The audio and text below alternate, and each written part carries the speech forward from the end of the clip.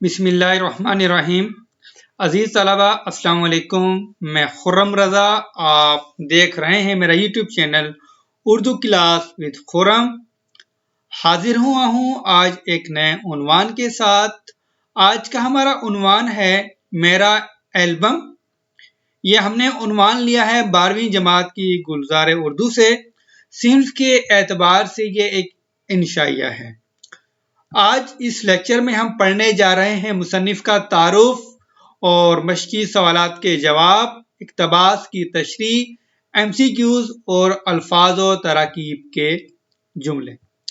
आगे बढ़ने से पहले जो दोस्त मेरे चैनल पर नए हैं उनसे गुजारिश है कि उर्दू क्लास विद खुर्रम को सब्सक्राइब कर लीजिए और हमारे नए वीडियोस के नोटिफिकेशन के लिए घंटी के बटन को दबाना ना भूलिए। तो बढ़ते हैं अपने लेक्चर की तरफ। किताब से लिया गया स्क्रीनशॉट आपकी स्क्रीन पर मौजूद है। ये वो सबक जो हम अभी पढ़ने जा रहे हैं, यानी जिसकी मश्क अभी हम हल करने जा रहे हैं। मुसन्निफ का तारुफ है डॉक्टर वजीर आगा। डॉक्टर वजीर आगा 1922 ईस्वी में सरगोदा में पैदा हुए और 2010 ईस्वी को लाहौर में वफात पाई। वो शायर, नक़ाद, सहाफ़ी और मज़मून निगार थे। उन्होंने 1956 ईस्वी में उर्दू अदब में तंज़ो मिज़ाह पर पंजाब यूनिवर्सिटी से डॉक्टरेट की डिग्री हासिल की। यानी उन्होंने इस उन्वान पर एक किताब लिखकर, मकाला लिखकर PhD की डिग्री हासिल की। उन्होंने लाहौर से अपना समाही रिसाला औराक 1965 ईस्वी में जारी किया और 2003 ईस्वी तक बाकायदगी से शाये होता रहा। उनकी तसानीफें गालिब का ज़ोक़े तमाशा, इंशाइया के खदोखाल, शाम और साए और दूसरा किनारा। ये था मुसन्निफ का तारुफ। बढ़ते हैं अपनी अगली स्लाइड की तरफ। अगली स्लाइड पे इंशाइया का मुख्तसर सा तारुफ दिया गया है जो किताब से स्क्रीनशॉट लिया गया है। इंशाइया किसी मौजू पर शख्सी और इनफरादी तर्ज के, ठीक है, शख्सी और इनफरादी तर्ज के तहरीरी इजहार को इंशाइया कहते हैं। ठीक, ये मजमून से थोड़ा सा मुख्तलिफ होता है। मजमून में जैसे बाकायदा 3 हिस्से होते हैं मजमून के। मजमून का पहला हिस्सा होता है तमहीद, मतन और इख्तिताम। तो इसका कोई भी इस तरह का हिस्सा नहीं है। बाकायदा तौर पे ये कहीं से भी शुरू हो सकता है और कहीं पर भी इसका इख्तिताम हो सकता है। इंशाइया में वाक़यात से ज्यादा तासुरात अहमियत रखते हैं। सिन्फ के लिए मौजू की कोई कैद नहीं, बल्कि मौजू के अनोखे पहलू सामने लाए जाते हैं। इंशाइया का हुस्न इसी अनोखे पहलू में है। ठीक है, ये था इंशाइया का तारुफ। बढ़ते हैं अगली स्लाइड की तरफ। सवाल नंबर 1 है जी, जुज़ अलिफ, मुसन्निफ को कागजात के ढेर में से क्या क्या मिला?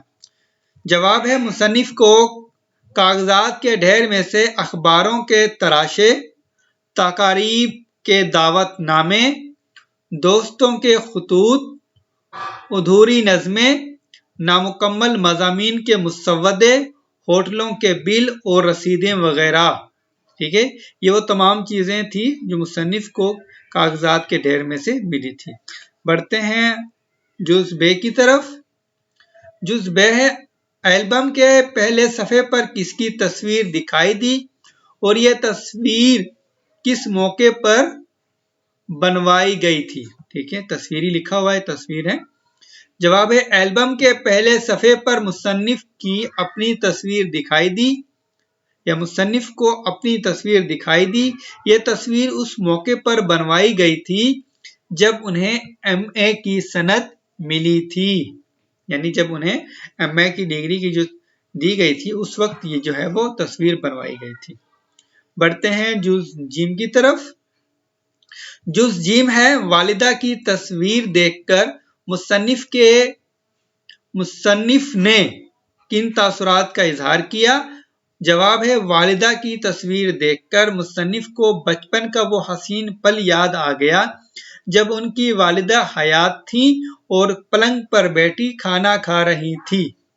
एक हाथ में लुकमा था और दूसरे हाथ में पंखा। पास ही बैठे बड़े भाई ने कोई ऐसी बात कह दी थी कि वालिदा बेअख्तियार हंस पड़ी थी। एंड उसी वक्त मुसन्निफ ने अपने कैमरे से उस दरख्शां लम्हे को कागज पर मुंतकिल कर लिया। मुसन्निफ की वालिदा और भाई तो जिंदा नहीं हैं, मगर ये हंसता हुआ मुनव्वर लम्हा बदस्तूर जिंदा है। यह था जुज जीम। बढ़ते हैं जुज दाल की तरफ। इंशाया निगार ने एल्बम को यूसुफ गुमगश्ता क्यों कहा है? ठीक है, जवाब इंशाया निगार ने उस तारीखी वाक़े की तरफ इशारा करते हुए एल्बम को यूसुफ गुमगश्ता कहा है। ठीक है, यहाँ पर हज़रत यूसुफ अलैहिस्सलाम की बात हो रही है कि जिस तरह हज़रत यूसुफ अलैहिस्सलाम अपने भाइयों की बदसलूकी की वजह से अपने वालिदे माजिद हज़रत याकूब अलैहिस्सलाम से जुदा हो गए थे और हज़रत याकूब अलैहिस्सलाम अपने बेटे की जुदाई में रोते रहते थे।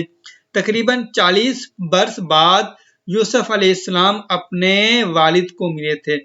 इसी तरह इंशाया निगार को भी उनका एल्बम कई बरस बाद मिला था। ठीक है, इसी मुनासबत से उन्होंने अपने एल्बम को यूसुफ गुमगश्ता कहा है।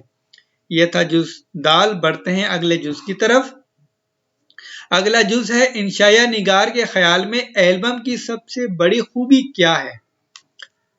जवाब है इंशाया निगार के ख्याल में एल्बम सिर्फ तस्वीरों का मजमुआ नहीं बल्कि कैमरे की आंख से महफूज किए गए वो खूबसूरत और दरख्शां लम्हात हैं जो बदस्तूर जिंदा रहते हैं। इन तस्वीर से जुड़े तमाम पल हमारे सामने मौजूद होते हैं और हम कुछ लम्हों के लिए वापस उसी दौर में चले जाते हैं। जब हम कोई भी अपनी पुरानी तस्वीर उठाकर देखेंगे तो हमें यूं महसूस होगा कि हम वहीं पर उसी दौर में अभी भी मौजूद हैं, उस लम्हे को जब हम याद करेंगे। ये था जुज है। बढ़ते हैं अगले जुज की तरफ। जुज वाव है इंसान अपने माजी को इस कदर इतना अजीज क्यों रखता है? उसकी वजह बताइए कि क्यों अजीज रखता है। जवाब है इसलिए अपने माजी को अजीज रखता है क्योंकि इंसान की माजी से बहुत सी यादें जुड़ी होती हैं। कुछ ऐसे यादगार वाकयात होते हैं जो इंसान के लिए अहम होते हैं, जिन्हें वो चाह कर भी नहीं भूल सकता।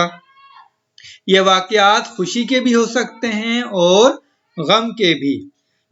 ठीक है, ये वाकयात खुशी के भी हो सकते हैं और गम के भी।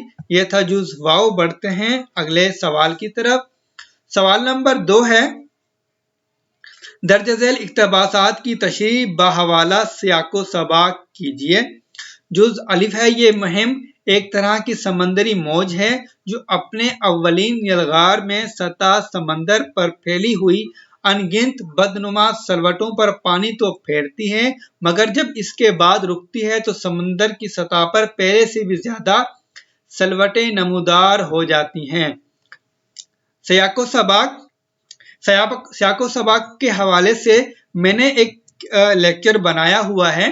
ठीक है, तो वो उसका लिंक मैं डिस्क्रिप्शन में डाल दूंगा, तो आप जब उस लेक्चर को देख लेंगे तो आपको पता चल जाएगा कि सियाको सबाक हमें लिखना कैसा चाहिए। थोड़ा सा यहाँ बताता चलता हूं कि सियाको सबाक 2 तरह के होते हैं, एक मिसाली और दूसरा अजमाली। मिसाली सियाको सबाक वो होते हैं कि जिस सबक में कहानी का अंसर पाया जाता है, जिसमें कहानी होती है, जैसे नावल हो गया, अफसाना हो गया या ड्रामा वगैरह। और अजमाली सियाको सबाक वो होते हैं कि जिसका जैसे मजमून हो गया, सवाने निगारी हो गई, खाका हो गया, जिसके अंदर कहानी का अंसर नहीं पाया जाता। जब हम इन चीजों का सियाको सबाक बयान करते हैं तो या तो उसका मरकजी ख्याल लिख देते हैं یا تو پھر مختصر سا اس کا خلاصہ بیان کر دیتے ہیں، تو یہ اس کا سیاق و سباق ہو جاتا ہے۔ اس سبق کا جو سیاق و سباق ہے یا انشائیہ کا، مصنف کے پاس پرانے کاغذات کا ڈھیر تھا، ان سے نبرد آزما ہونے کے لیے صفائی اور ترتیب دینے کا ارادہ کیا۔ ابتدا میں تو یہ مہم بڑی تیز تھی مگر پھر بعد میں کمزور پڑنے لگی۔ اس ڈھیر سے جان چھڑانے اور ترتیب دینے کی کوشش میں کاغذات مزید پھیلتے گئے۔ اسی دوران ڈھیر میں سے مصنف کو اپنا کھویا ہوا پرانا البم ملا جو آج سے کئی برس پہلے گم ہو گیا تھا۔ مصنف تصویروں کو دیکھتے جاتے ہیں اور پرانی یادوں میں کھوتے جاتے ہیں، ساتھ میں یاد کرتے جاتے ہیں کہ فلاں تصویر کب اور کیوں بنوائی تھی۔ ان میں سے بعض تصویریں ایسی بھی تھیں کہ مصنف کو بھی یاد نہیں تھا کہ کب اور کیوں بنوائی تھیں۔ ہاں، البتہ ایک تصویر ایسی تھی کہ اسے دیکھتے ہی پورا دور مصنف کے سامنے آ گیا تھا۔ یہ تصویر ان کی والدہ اور بڑے بھائی کی تھی جو اب اس دنیا میں نہیں تھے۔ انہوں نے وہ البم اپنی جیب میں رکھ لیا اور پھیلا ہوا کاغذوں کا ڈھیر یوں ہی چھوڑ دیا۔ یہ تھا سیاق و سباق۔ بڑھتے ہیں جز الف کے تشریح کی طرف۔ انشائیہ نگار نے کاغذات کی صفائی کرنے کو ایک مہم قرار دیا ہے اور اسے سمندر میں اٹھنے والی لہر سے تشبیہ دی ہے۔ کہتے ہیں کہ آغاز میں سمندر کی یہ لہر بہت اونچی ہوتی ہے اور تیزی سے آگے بڑھتی ہے۔ یوں لگتا ہے کہ اپنی اولین یلغار میں سطح سمندر پر پھیلی ہوئی چھوٹی چھوٹی انگنت لہروں کو مٹا کر سطح سمندر کو بالکل ہموار کر دے گی، مگر جب رکتی ہے تو سمندر کی سطح پر پہلے سے بھی زیادہ لہریں نمودار ہو جاتی ہیں۔ انشائیہ نگار کے اندر بھی جب کاغذات کی صفائی کرنے کی لہر اٹھی تھی تو پہلے پہل ایسا لگ رہا تھا کہ وہ کاغذات میں سے ردی نکال کر پھینک دیں گے اور بقیہ ترتیب وار رکھنے میں کامیاب ہو جائیں گے، لیکن سب اس کے مخالف ہوا۔ کاغذات کی بے ترتیبی کی وجہ سے ڈھیر اور بڑھ گیا۔ یہ تھے جز الف کی تشریح۔ جز ب ہے تو اگر میں پڑھوں گا تو ویڈیو زیادہ لمبی ہوتی چلی جائے گی۔ بڑھتے ہیں اس کی تشریح کی طرف۔ جز ب، اس اقتباس میں مصنف نے انسانی فطرت کی بات کی ہے، جیسے بچے چیزوں کی اہمیت سے بے نیاز ہو کر ٹوٹے پھوٹے کھلونے اور دیگر چیزیں جمع کرتے رہتے ہیں، کیونکہ ان میں مادی اشیاء جمع کرنے کی حرص ہوتی ہے، کیونکہ بچے کوئی بھی چیز جمع کر لیتے ہیں، ان کی اہمیت پتہ نہیں ہوتی۔ اسی طرح انسان کی ذات میں چھپا ہوا طفل مادہ پرست اسے اشیاء جمع کرنے کی ترغیب دیتا رہتا ہے، وہ ضروری اور غیر ضروری اشیاء جمع کرتا چلا جاتا ہے اور یہاں تک کہ جمع شدہ اشیاء کا ایک ڈھیر لگ جاتا ہے۔ پھر یہ جمع شدہ اشیاء بیکار اور فضول معلوم ہونے پر ایک بوجھ سا محسوس ہونے لگتی ہیں، ان سب چیزوں سے گھبراہٹ ہونے لگتی ہے۔ تب وہ چاہتا ہے کہ کیوں نہ ان اشیاء کو کسی کوڑے دان میں پھینک کر اپنی جان چھڑا لوں، لیکن جب وہ ان اشیاء کو اٹھا کر ردی کی ٹوکری میں پھینکنا چاہتا ہے تو جمع شدہ اثاثہ وزنی ہونے کی وجہ سے خود ہی ہانپنے لگتا ہے۔ یہ تھے جز ب کی تشریح۔ بڑھتے ہیں جز جیم کی تشریح کی طرف۔ یہ وہ اقتباس ہے اور تشریح کی طرف بڑھتے ہیں۔ جز جیم کی تشریح ہے۔ مصنف اس اقتباس میں کہتے ہیں کہ کچھ یادیں یا کچھ واقعات ایسے ہوتے ہیں کہ ہمارے ذہنوں میں ہمیشہ کے لیے نقش ہو جاتے ہیں، وہ ہمیں عمر کے ہر حصے میں ہو یاد رہتے ہیں۔ بعض ایسے ہوتے ہیں کہ وقت کی آندھیاں ان واقعات کے نقوش پر گرد جما دیتی ہے، گرد جما دیتی ہیں، مگر تھوڑا سا ذہن پر زور دینے سے کچھ یاد آ جاتا ہے۔ لیکن بہت سے واقعات ایسے ہوتے ہیں کہ وقت گزرنے کے ساتھ ساتھ ان کے نقش ماند پڑ جاتے ہیں اور ہمارے ذہنوں سے بالکل معدوم ہو جاتے ہیں۔ لاکھ مساعی کے باوجود یعنی کوشش کے باوجود بھی یاد نہیں آتے۔